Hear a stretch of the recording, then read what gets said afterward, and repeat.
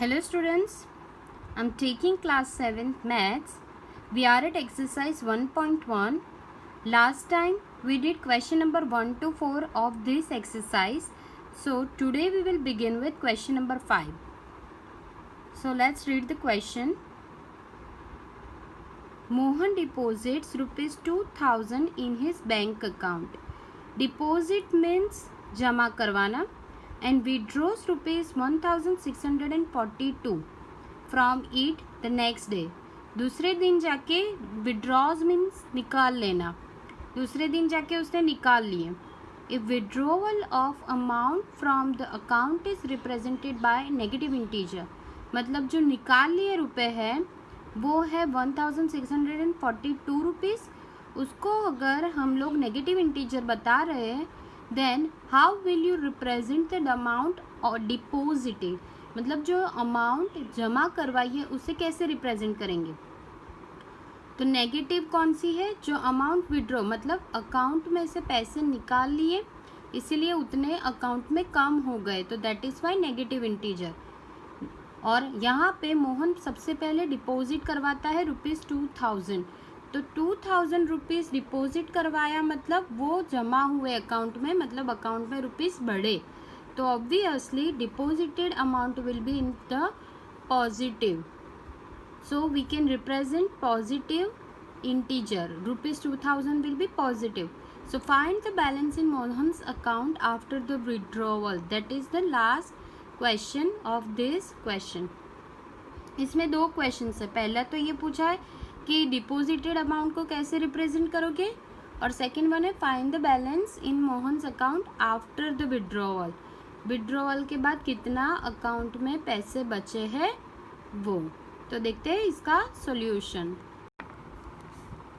The deposited amount will be represented by a positive integer as I already mentioned earlier that deposit मतलब जमा करवाना, मतलब account में पैसे बढ़े, इसीलिए रुपीज़ 2000 विल बी प्लस, ये प्लस होगा. अमाउंट विड्रॉवल रुपीज़ 1642, मतलब ये विड्रॉ मतलब निकाल लिए, तो ये हो गया माइनस. और क्वेश्चन में था कि नेगेटिव रिप्रेजेंट करना है हमें जो विड्रॉ किए हैं वो, तो ये हो गया negative. So therefore we have to find out the balance in the account. So balance in account is equal to amount deposited minus amount withdrawn. So answer आया रुपीज़ 358. ये स्टेटमेंट लिखना बहुत इम्पॉर्टेंट है, तो हमेशा याद रख के ये सेंटेंस लिखना है. Hence the balance in Mohan's account after the withdrawal is equal to rupees 358. ये हो गया आपका फर्स्ट क्वेश्चन का आंसर. सेकेंड वन देखते हैं. Rita goes 20 kilometres towards the east.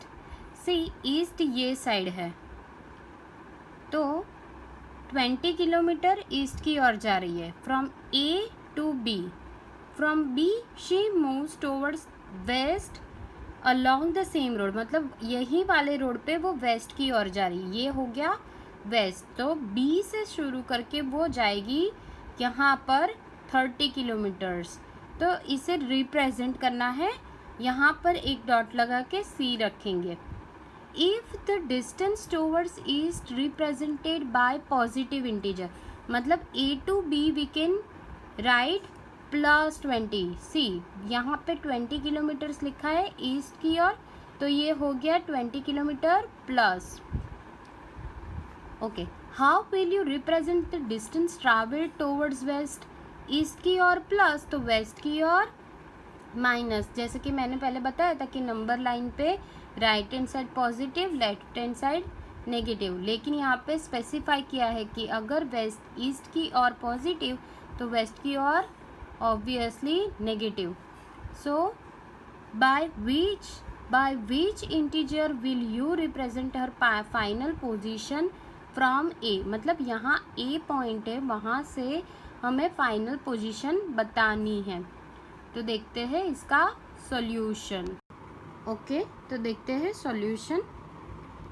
Rita moves from A point to B point 20 kilometres east side.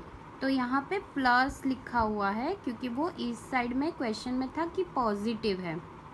Then she moves from B to C, वो west की ओर है 30 किलोमीटर्स, तो वो हो गया नेगेटिव। मैंने पहले भी क्वेश्चन समझाते समय ये बताया था कि ये पॉजिटिव है इस साइड, तो इस साइड नेगेटिव हो गया, तो ये हो गया -30 kilometers.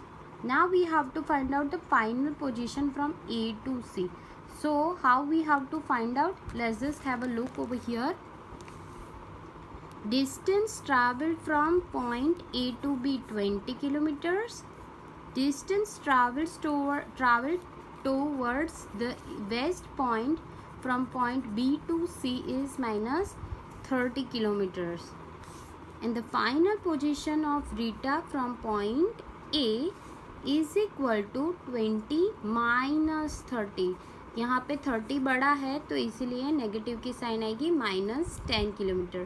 तो ये हो गया हमारा answer. So hence the required position of Rita will be -10, जो ये डिस्टेंस होगा point A two point C, तो वो हो गया -10 kilometres. Question number 7. In the magic square, each row, column and diagonal have the same sum. Check which of the following is a magic square. मैंने आप लोगों को ये वाला सम समझाया हुआ है फर्स्ट वन, तो हम लोग सेकेंड वन देखेंगे अभी। तो सॉल्यूशन देखते हैं। पहले रो देखेंगे 1, -10 एंड 0। तो रो में फर्स्ट वन है 1, -10 एंड 0। यहाँ पे 0 की कोई वैल्यू नहीं है, ना कि पॉजिटिव है ना कि नेगेटिव। 0 अकेला होता है, तो better you write first 0। Whenever 0 is that you need to write down first. So 0, 1, यहाँ पे +1 है तो +1 एंड -10। सो -10 इज बिगर, तो -10 + 1, तो आंसर इज -9। जो बड़ा है उसकी साइन रख देनी है।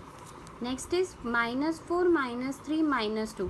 तो ये सीधा ही कर सकते हो। 4 + 3 7, 7 + 2 9, तो -9।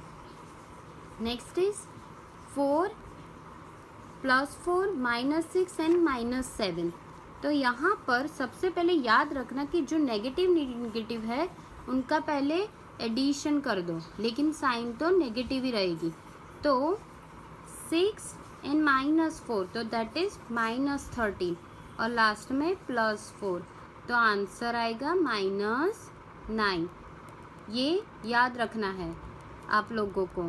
13 -4 करना है, लेकिन नेगेटिव साइन इसी की रहेगी। -13 + 4, तो आंसर आएगा 9। कॉलम देखते हैं 1, -4, -6।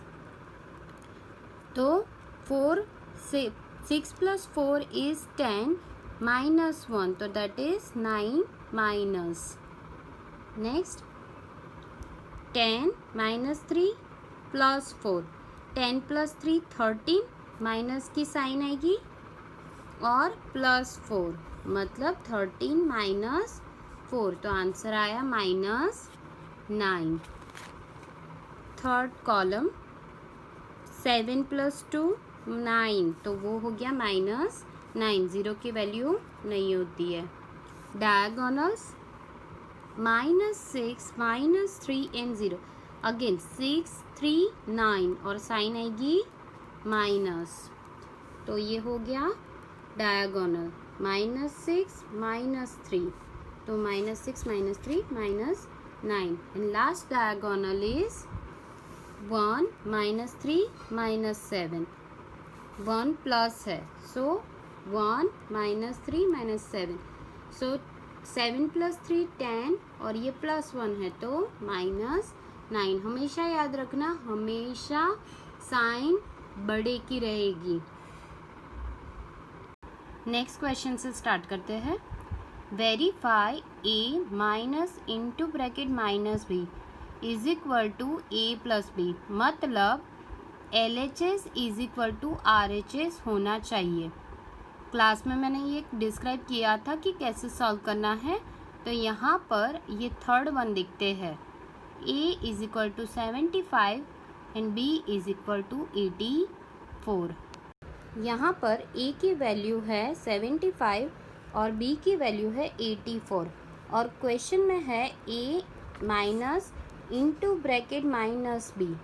तो A is 75 minus into bracket minus 84 क्योंकि B है 84, तो माइनस माइनस हो जाएगा प्लस, क्योंकि ये इंटू ब्रैकेट मतलब multiplication.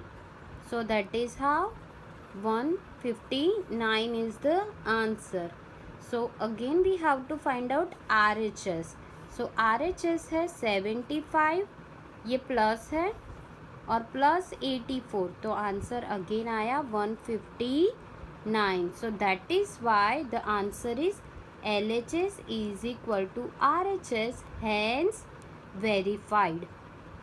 I hope that you understood this sum, and we will look at the next sums from the next class onwards.